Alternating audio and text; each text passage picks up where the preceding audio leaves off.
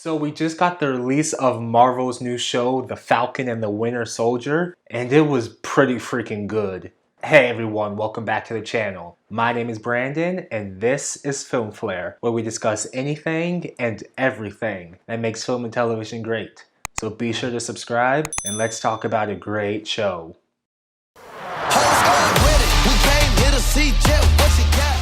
So Marvel just ended their previous series WandaVision and jumped straight into another with The Falcon and the Winter Soldier. Now I was really excited for this one since I first watched the trailer, and the show lives up to the hype.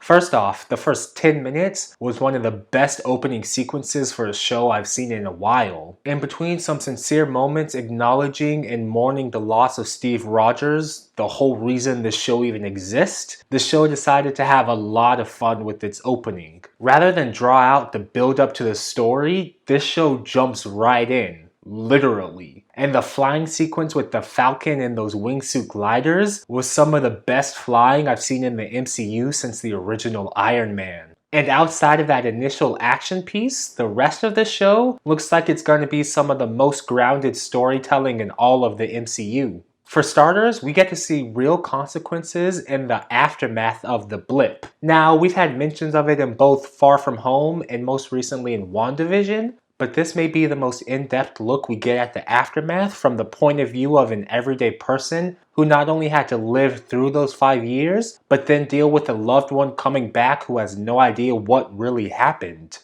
You don't know what happened these last 5 years. I was alone with 2 babies, and I survived. We also finally get to see the stark contrast between these characters' superhero lives and their ordinary ones when the world doesn't need saving. Especially some of the all-too-real struggles that veterans often have to face, such as financial issues, PTSD, and the general hardship of readjusting to civilian life.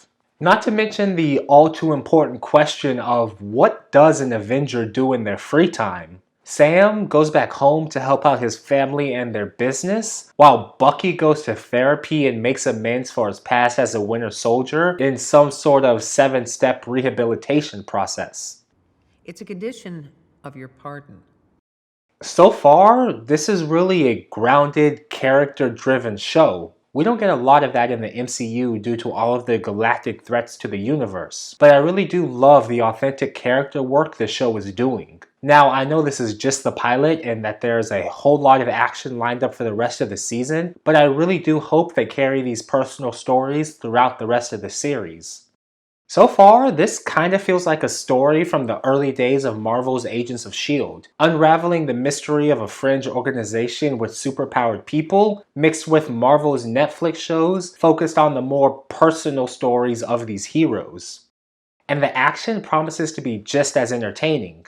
I've already talked about the opening action piece, but I don't think those hijackers are really going to be a big part of this story. I think that just existed to introduce a secondary character of Torres, as well as just opening with Sam having a bit of fun. And fun fact, this guy is apparently the same mercenary that Fury hired to hijack the Lemurian Star and the Winter Soldier. More importantly, this pilot gave us our first glimpse of our main antagonist in the series, the Flag Smashers. Is that a new thing? Bad guys give themselves bad names? And it looks like they're gonna have a pretty interesting story. Basically, they think that the world was better during the blip.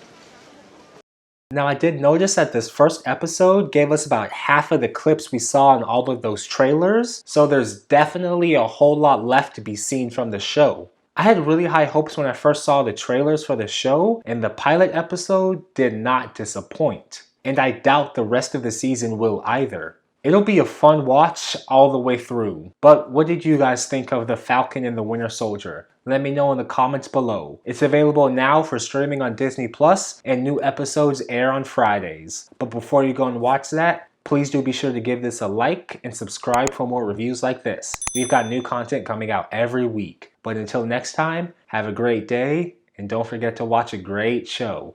Bye.